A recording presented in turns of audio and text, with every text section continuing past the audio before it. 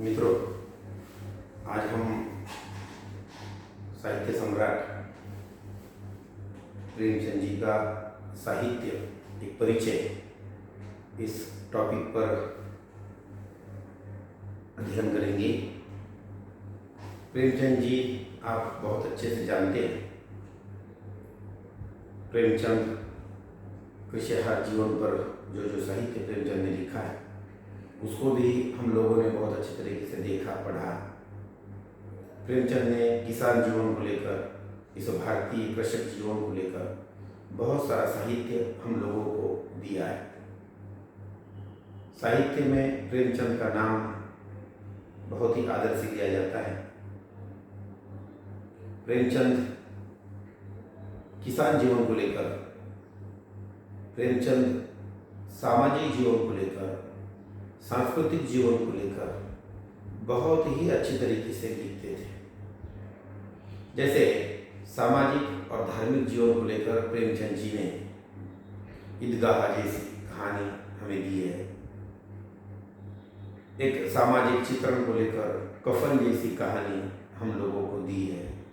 ये हमारा सौभाग्य है कि ऐसे बड़े बड़े साहित्यकारों ने जो लिख कर रखा है वो आज हम लोग आज भी यह देखते हैं कि आज के जीवन के साथ हम उस साहित्य की तुलना अवश्य करते हैं, और वो तुलना आज भी होती है, क्योंकि वह साहित्य ही इस प्रकार का लिखा गया था कि आज के जीवन में और उस वक्त के जीवन में हमें फर्क नजर नहीं आता है, क्योंकि उन्होंने वह दृष्टिकोण सामने रखते हुए 50 साल का जीवन सामने रखते हुए उस प्रकार का साहित्य हम लोगों को देने का प्रयास किया है।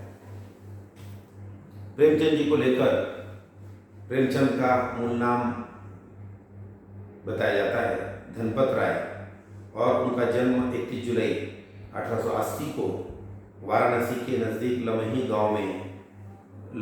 गांव में हुआ था। पिता का नाम अजय राय था और वे डाक खाने में मामूली नौकरी करते थे।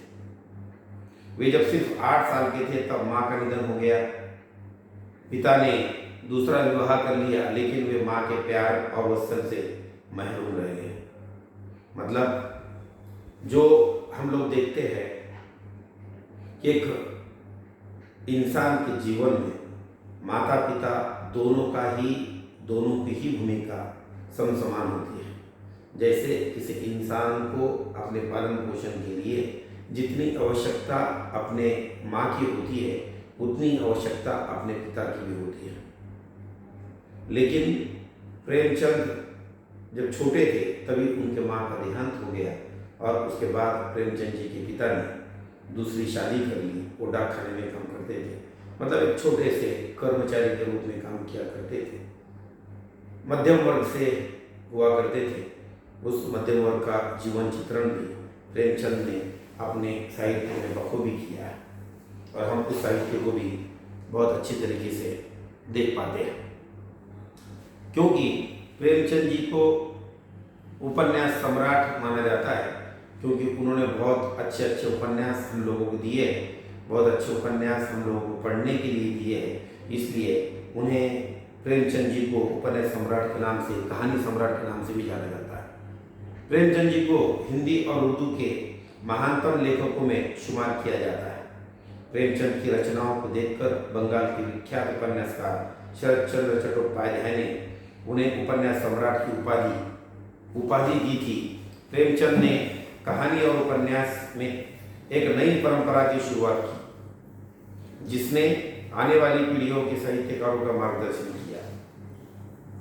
प्रेमचंद ने साहित्य में यथार्थ की नींव रखी। प्रेमचंद की रचनाएं हिंदी साहित्य की धरोहर है। प्रेमचंद की हर रचना को लेकर हम लोग जहाँ तक भी जाकर पढ़े, हमें ये लगता है कि ये हमारे जीवन से मिली जुली कहानी है। ये उपन्यास हमारे जीवन से मिला जुला है। ये उपन्यास हमारे जीवन पर लिखा हुआ है। ये उपन्यास मध्यम वर्ग पर लिखा हुआ है। ये उपन्यास किसान पर लिखा हुआ है। ये उपन्यास धार्मिकता पर लिखा हुआ है। ये उपन्यास धार्मिक एकता को लेकर लिखा गया है। इस तरीके से हमें उनके बहुत सारे साहित्य को लेकर लगता है। प्रेमचंद की हर रचना बहुमूल्य है। ऐसा क्यों माना जाता है? क्योंकि उनकी हर रचना में उतना अच्छे से उन्होंने उस समाज को उस धर्म को, उस जीवन को, उस इंसानियत को हमारे सामने रखने का प्रयास किया है। इसलिए प्रेमचंद की हर रचना बहुमूल्य मानी जाती है। जैसे कफन कहानी में उन्होंने किशोर माधव के माध्यम से हमें किसान जीवन किस प्रकार का होता है, एक ग्रामीण किसान का जीवन कैसे होता है, उस बात को समझाने का प्रयास किया है। इसलिए उनके हर एक रचना को बहुमूल्य माना जाता है। ईदगाह कहानी अगर हम लोग पढ़े तो हमें ऐसा लगता है कि सचमुच में हम उस ईदगाह को अपने जीवन में लाए हैं। इसलिए भी उनकी हर एक रचना को बहुमूल्य माना जाता है, जो अपने समय की सच्चाई को बयां करती है। उस समय की जो सच्चाई थी और आज की जो सच्चाई है, ये दोनों भी बातें उसमें हमें समसमान महसूस होती है। और उनकी खासियत है कि वे आज भी प्रासंगिक है। मतलब उस वक्त की जो ईदगाह कहानी है, उस वक्त की जो कफन कहानी है, उस वक्त का जो उपन्यास है, उस वक्त का रंगभूमि, कर्मभूमि, इस प्रकार के जो उपन्यास प्रेमचंद के मान लो गोदान जो सबसे सब लोगों के नज़र से हो चुका है, जो बहुत प्रख्यात हो चुका है, ऐसे गोदान उपन्यास को भी हम देखते हैं और पढ़ने के बाद हमें महसूस होता है कि वो आज के इस जीवन को भी उसी प्रकार से लागू होता है जिस प्रकार से उस वक्त में था। तो इसलिए कहा जाता है कि उनकी सबसे बड़ी खासियत, सबसे बड़ी खूबी ये मानी जाती है कि वो उनके उपन्यास हो या उनके कहानी संग्रह हो, वो आज भी हमें उतने ही प्रासंगिक लगते हैं। प्रेमचंद की कहानी ईदगाह आपने भी शायद जरूर पढ़ी होगी। हामिद को मेला घूमने के लिए उसकी दादी अमीना ने 3 पैसे दिए। सोचिए उस 3 पैसे की उस वक्त की कीमत और आज की कीमत हमें वैसी ही महसूस होती है, क्योंकि पैसा वही होता है, उसका वैल्यू कम ज़्यादा होता है। उस वक्त में प्रेमचंद ने वो भी पहचाना और 3 पैसों की कीमत उस वक्त में क्या होती थी वो भी हमारे सामने रखने का प्रयास किया। मेले में किस्म किस्म की मिठाइयाँ, झूले और तोहफे बिक रहे थे। जहाँ दूसरे बच्चों ने मेले से अपने लिए खिलौने, भिश्ती और मिठाइयाँ खरीदी, वही 4 या 5 साल के हामिद ने दादी के लिए चिमटा खरीदा। 6 पैसे के चिमटे को मोल भाव कर 3 पैसे में खरीद लेता है, क्योंकि रोटियां सेकते समय दादी का हाथ तवे से जल जाता था और पैसों की कमी की वजह से दादी चिमटा नहीं खरीद पा रही थी। उस वक्त के उस बच्चे की मानसिकता, उस हामिद की मानसिकता आज भी हमें प्रेमचंद जी समझाना चाहते हैं कि वो भावनिकता दादी के साथ उस हामिद की क्या थी, जो आज के इस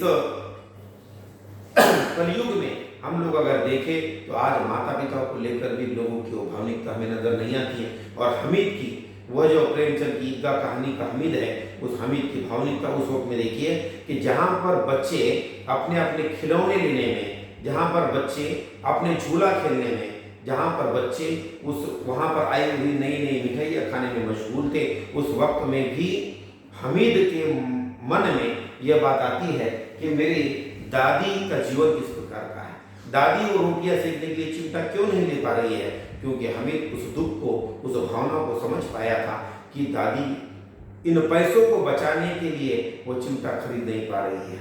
इस बात को हामिद उस बचपन में समझ पाया जो आज हमारे बड़े बुजुर्ग भी समझ नहीं पा रहे हैं। आज के जीवन में माता पिता का वैल्यू क्या है, आज के जीवन में चाचा चाची का रिश्ता कहाँ गुम हो चुका है, आज के जीवन में मामा मामी का रिश्ता कहाँ गुम हो चुका है, आज के जीवन में भाई बहन का रिश्ता किधर गुम हो चुका है, हम लोग समझ में नहीं पाते हैं। लेकिन जिस वक्त में प्रेमचंद ने ये कहानी संग्रह लिखे, जिस वक्त में ये गोदान जैसे उपन्यास लिखे, उस वक्त में उन्होंने हमारे संस्कृति को लेकर, हमारे रिश्तों को लेकर, हमारे रिश्ते किस प्रकार के होने चाहिए, दादी और पोते का रिश्ता किस प्रकार का होना चाहिए, भाई और बहन का रिश्ता किस प्रकार का होना चाहिए, और कफन जैसे कहानी में एक जानवर के साथ भी हमारा रिश्ता किस प्रकार का होना चाहिए, इन सभी रिश्तों को लेकर प्रेमचंद ने उस वक्त में नए नए कुछ बातें हम लोगों को देने का प्रयास किया है। और उन्होंने कहा, हामिद ने अपने बचपन की ख्वाहिशों को भुलाकर अपनी उम्र से बड़ा हो गया। गरीबी कैसे इंसान को उम्र से पहले बना देती है, इस मनोविज्ञान को ईदगाह की कहानी खोल कर देती है कि उस परिस्थिति ने हामिद को छोटे से बड़ा बनने पर क्यों मजबूर किया। वो हामिद बड़ा बनकर ये सोच क्यों रखने लगा, क्योंकि गरीबी इंसान को हर परिस्थिति से लड़ना सिखाती है, गरीबी इंसान को हर संघर्ष करना सिखाती है, गरीबी इंसान को छोटे से बड़ा बनना सिखाती है, गरीबी हर इंसान को रोटी की कीमत सिखाती है, गरीब इंसान को संघर्ष में जीवन जीते वक्त किस प्रकार से जीना चाहिए, संघर्ष जीवन का किस प्रकार से करना चाहिए और डट कर संघर्ष कैसे किया जाता है, जीवन से हार ना मानते हुए वो जीवन का सामना कैसे किया जाता है, ये गरीबी का जो मनोविज्ञान है वो मनोविज्ञान भी प्रेमचंद ने इस कहानी के माध्यम से हमें देने का प्रयास किया है। प्रेमचंद का मूल नाम धनपत राय, उनका जन्म 31 जुलाई 80 को वाराणसी के नजदीक लमी गांव को माना जाता है। उनका महज 15 साल की थी जो पिता अजय राय ने उनकी शादी उम्र में बड़ी लड़की से कर दी। उनके शादी को लेकर भी कहा जाता है कि प्रेमचंद महज 15 साल की थे तब पिता अजय राय ने उनकी शादी उम्र के बड़ी लड़की से करा दी। शादी के 1 साल बाद पिता का निधन हो गया और अचानक ही उनके सिर 5 लोगों की गृहस्थी और खर्च का बोझ आ गया। प्रेमचंद को बचपन से ही पढ़ने का शौक था और वे वकील बनना चाहते थे, लेकिन गरीबी की मार के कारण उच्च शिक्षा प्राप्त करने का सपना अधूरा रह गया। प्रेमचंद को बचपन से उर्दू भाषा की शिक्षा मिली थी। हिंदी साहित्य के इतिहासकार बताते हैं कि उन्हें उपन्यास पढ़ने का ऐसा चस्का था, बुक लेसर की दुकान पर बैठकर ही उन्होंने सारे उपन्यास पढ़ लिए और 2-3 साल के भीतर सैकड़ों उपन्यास पढ़ डाले। क्योंकि एक पढ़ने की एक लौ होती है, पढ़ने की एक आशा होती है, पढ़ने का एक लालच होता है, पढ़ने का एक उम्मीद होती है, वह प्रेमचंद में बहुत कूट कर भरी हुई थी और प्रेमचंद ने किताब घर में बैठकर ही वो सभी उपन्यास पढ़ डाले थे। 13 साल की उम्र से ही प्रेमचंद ने लिखना शुरू कर दिया था। शुरुआत में कुछ नाटक लिखे और बाद में उर्दू में उपन्यास लिखा। इस तरह उनका साहित्यिक सफर शुरू हुआ, जो उनके अंतिम समय तक उनका हमसफर बना रहा। आर्थिक तंगी और पारिवारिक समस्याओं के कारण उनकी पत्नी मायके चली गई और फिर कभी नहीं लौटी। वे उस समय के धार्मिक और सामाजिक आंदोलन आर्य समाज से प्रभावित रहे। प्रेमचंद विधवा विवाह का समर्थन करते थे और 1906 में अपनी प्रगतिशील परंपरा को जीवन में ढालते हुए उन्होंने दूसरा विवाह बाल विधवा शिवरानी देवी से किया, क्योंकि उस वक्त में विधवा का पुनर्विवाह ये वर्ज्य माना जाता था। समाज मान्यता नहीं थी, समाज इसको एक पाप माना करता था। उस वक्त में भी प्रेमचंद जी विधवा विवाह के समर्थन में थे और इसलिए उन्होंने एक बाल विधवा के साथ, शिवरानी नाम की बाल विधवा के साथ उन्होंने शादी की। इसके बाद उनकी जिंदगी के हालात कुछ बेहतर हुए। अध्यापक से प्रमोशन होकर वे स्कूल के डिप्टी इंस्पेक्टर बने और इसी दौरान उनके 5 कहानियों का संग्रह सोजे वतन छपा, जो बहुत लोकप्रिय हुआ। प्रेमचंद आज़ादी से पहले के समय के समाज और अंग्रेजी शासन के बारे में लिख रहे थे। उन्होंने जनता के शोषण, दुख, दर्द और उत्पीड़न को बहुत बारीकी से महसूस किया और उसे लिखा, लेकिन अंग्रेजी हुकूमत को ये गवारा नहीं था। 1910 में उनकी रचना सोजे वतन राष्ट्र विलाप के लिए हमीरपुर के जिला कलेक्टर ने तलब किया और उन पर जनता को भड़काने का आरोप लगाया। उस समय वे नवाब राय के नाम से लिखते थे। उनकी खोज हुई और उनकी आंखों के सामने सोजे वतन की सभी प्रतियां जला दी गई। कलेक्टर ने उन्हें बिना अनुमति के लिखने पर भी पाबंदी लगा दी, क्योंकि 1910 का जो काल था वो आप लोग जानते हैं कि हम अंग्रेजों के शासन में अपना जीवन यापन किया करते थे। उस वक्त में लिखना, बोलना, कहना, जो कि आज के इस प्रासंगिकता से अगर हम देखें तो शासन करते जनता की आवाज़ इसी प्रकार से दबाने का प्रयास करते हैं। जैसे आज के पत्रकारों को हम देखते हैं, लिखना तो वो बहुत चाहते हैं, वो बोलना भी चाहते हैं, वो समाज को आईना, सरकार का आईना दिखाना चाहते हैं, लेकिन सरकार के दबाव के कारण वह मीडिया भी आज, और ये प्रेमचंद जैसे जो साहित्यकार थे उस वक्त का मीडिया ही था कि अंग्रेज हम पर किस प्रकार का अन्याय करते हैं, अंग्रेजों की गुलामी से हमें किस प्रकार से निकलना है। उस गुलामी से निकलने के लिए सोजे वतन जैसे बड़े बड़े उपन्यास, प्रेम जैसे साहित्यकारों ने, बहुत सारे साहित्यकारों ने लिखे, समाज को दिए, लेकिन अंग्रेजों ने उस पर भी पाबंदी लगा दी। सोजे वतन की पूरी कापियां उन्होंने पूरी तरह से जला दी ताकि लोग उसे पढ़ ना पाए। लोगों में पढ़कर स्वतंत्रता की और गुलामी से ऊपर उठने की भावना पैदा न हो और लोग अंग्रेजों के खिलाफ कोई बड़ा कदम न उठा दे, अंग्रेजों के खिलाफ न हो जाए, अंग्रेजों के खिलाफ संघर्ष ना करे, इसलिए अंग्रेज पहले ही डर गए और उन्होंने शासन के माध्यम से, मतलब कलेक्टर के माध्यम से उस सोजे वतन पर बंदी लगा दी और ये कहा कि अगर आगे कुछ लिखना भी है तो शासन के मान्यता के बगैर आप लिख नहीं पाते।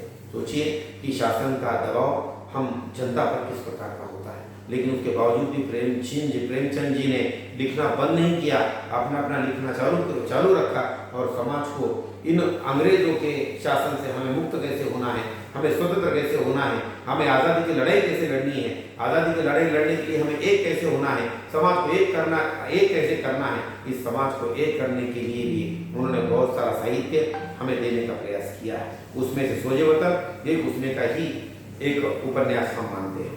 20वीं सदी में उर्दू में प्रकाशित होने वाली जमाना पत्रिका के संपादक और प्रेमचंद के घनिष्ठ मित्र मुंशी दया नारायण निगम ने उन्हें प्रेमचंद नाम से लिखने की सलाह दी। इसके बाद नवाब राय हमेशा के लिए प्रेमचंद हो गए और इसी नाम से लिखने लगे, क्योंकि शुरुआती का जो साहित्य उनका कहा जाता है, जो लिखा जाता है, जो उन्होंने लिखा है, अंग्रेजों के खिलाफ लिखा है, वो पूरा नवाब राय इस नाम से उन्होंने अपना साहित्य लिखा। लेकिन एक मित्र के कहने पर उन्होंने दया नारायण नाम के जो उनके संपादक मित्र थे, उनके कहने पर उन्होंने नवाब राय अपना नाम बदलकर प्रेमचंद इस नाम से लिखना शुरू कर दिया। प्रेमचंद का रचना संसार बहुत बड़ा और समृद्ध है। बहुआयामी प्रतिभा के धनी प्रेमचंद ने कहानी, नाटक, उपन्यास, लेख, आलोचना, संस्मरण, संपादकीय जैसे अनेक विधाओं में साहित्य का सृजन किया है। उन्होंने कुल 300 से ज्यादा कहानियां, 3 नाटक, 15 उपन्यास, 10 अनुवाद, 7 बाल पुस्तकें लिखी। इसके अलावा सैकड़ों लेख, संपादकीय लिखे जिसकी गिनती नहीं है। हालांकि उनकी कहानियां और उपन्यास उन्हें प्रसिद्धि के जिस मुकाम तक ले गए वो आज तक अछूता है। प्रेमचंद ने शुरुआती सभी उपन्यास उर्दू में लिखे, जिनका बाद में हिंदी में अनुवाद हुआ। 1918 में सेवा सदन उनका हिंदी में लिखा पहला उपन्यास था। इस उपन्यास को उन्होंने पहले बाजारे हुस्न नाम से उर्दू में लिखा, लेकिन हिंदी में इसका अनुवाद सेवा सदन के रूप में प्रकाशित हुआ। यह एक स्त्री के वेश्या बनने की कहानी है। हिंदी साहित्यकार डॉक्टर रामविलास शर्मा के मुताबिक सेवा सदन भारतीय नारी की पराधीनता की समस्या को सामने रखता है। इसके बाद 1921 में किसान जीवन पर उनका पहला उपन्यास प्रेमाश्रम प्रकाशित हुआ। अवध के किसान आंदोलन के दौरे में प्रेमाश्रम किसानों के जीवन पर लिखा हिंदी का शायद पहला उपन्यास है। फिर रंगभूमि, कायाकल, फिर निर्मला, गबन, कर्मभूमि से होता हुआ उपन्यास लिखने का उनका यह सफर 1937 में गोदान के उफक तक पहुंचा। प्रेमचंद के उपन्यास में गोदान सबसे ज्यादा मशहूर हुआ और विश्व साहित्य में भी उसका बहुत महत्वपूर्ण स्थान है। एक सामान्य किसान को पूरे उपन्यास का नायक बनाना भारतीय उपन्यास परंपरा की दिशा बदल देने जैसा था। गोदान पढ़कर महसूस होता है कि किसान का जीवन सिर्फ खेती से जुड़ा हुआ नहीं है। उसके सूदखोर जैसे पुराने जमाने की संस्थाएं तो है ही, नए जमाने की पुलिस, अदालत जैसी संस्थाएं भी है। यह सब मिलकर होरी की जान लेती है। होरी की मृत्यु पाठकों के जहन को झकझोर कर रख देती है। गोदान का कारुणिक अंत इस बात का गवाह है कि तब तक प्रेमचंद का आदर्शवाद से मोहभंग हो चुका था। उनकी आखिरी दौर की कहानियों में भी ये देखा जा सकता है कि जीवन के आखिरी दिनों में वे उपन्यास मंगलसूत्र लिख रहे थे, जिसे वे पूरा नहीं कर सके। लंबी बीमारी के बाद 8 अक्टूबर 1937 में उन्होंने आखिरी सांसें ली। प्रेमचंद अपने उपन्यासों में भारतीय ग्रामीण जीवन को केंद्र में रखते थे। प्रेमचंद ने हिंदी उपन्यास को जिस ऊंचाई तक पहुंचाया, वो आने वाली पीढ़ियों के उपन्यासकारों के लिए एक चुनौती बनी रही। प्रेमचंद के उपन्यास और कहानियों का भारत और दुनिया की कई भाषाओं में अनुवाद हुआ है। प्रेमचंद हिंदी साहित्य में एक मील का पत्थर और बने रहेंगे। प्रेमचंद को लेकर हम जो भी साहित्य को लेकर बात करेंगे, हम प्रेमचंद के साहित्य को लेकर, उनकी कहानियों को लेकर, उनके उपन्यासों को लेकर, उनके 1910 के आसपास के सेवा सदन जैसे उस उपन्यास को लेकर अगर बात करते हैं, सूर्य वतन जैसे उपन्यास को लेकर बात करते हैं, तो हम समझ पाते हैं कि प्रेमचंद ने स्वतंत्रता लड़ाई के लिए भी, अंग्रेजों के खिलाफ लड़ने के लिए भी एक नया और अच्छा वातावरण बनाने का प्रयास प्रेमचंद जी ने उस वक्त में किया कि अंग्रेजों के उस शासन काल को हम समाप्त कैसे कर सकते हैं। अंग्रेज का जो अन्याय हम पर हो रहा है, अंग्रेज जिस प्रकार का अन्याय हमारे समाज पर कर रहा है, अंग्रेज हमारे देश पर जो अन्याय कर रहा है, उस अन्याय के खिलाफ आवाज उठाने का काम भी प्रेमचंद ने किया है। इस प्रकार से हम प्रेमचंद के साहित्य को एक कृषक जीवन को लेकर, एक किसान के जीवन को लेकर, एक स्वतंत्रता लड़ाई को लेकर अलग अलग तरीके के साहित्य को प्रेमचंद के जीवन में हम समाविष्ट करते हैं। धन्यवाद।